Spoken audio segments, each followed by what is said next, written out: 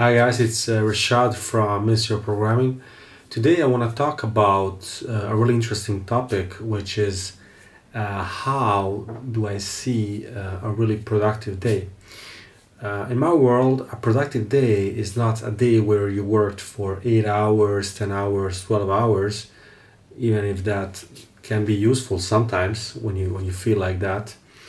To me, a productive day is actually a day when you accomplish something, and accomplishing something is not tied to the specific number of hours. Everybody that is interested in the productivity tools and productivity techniques knows this.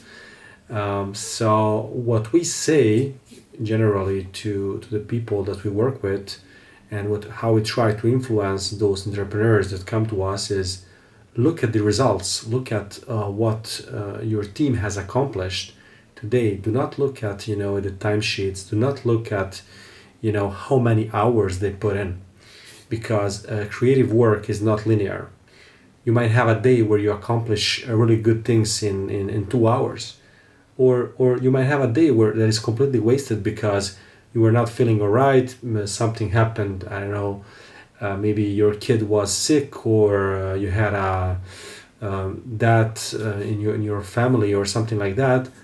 So you might not feel like working. So it's pointless to count the hours. And yeah, I would love to see really a change in this regard, and seeing much more people looking at results and less at tools that control people, that are tracking what you're doing on your computer, etc. It's still shocking for me that people do that. Yeah, so please write in the comments, like, what do you think about this topic and how do you see it. Also it's interesting to hear how people perceive it in companies of different size.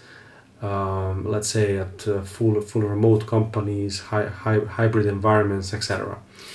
And yeah, looking forward to your thoughts. Thank you.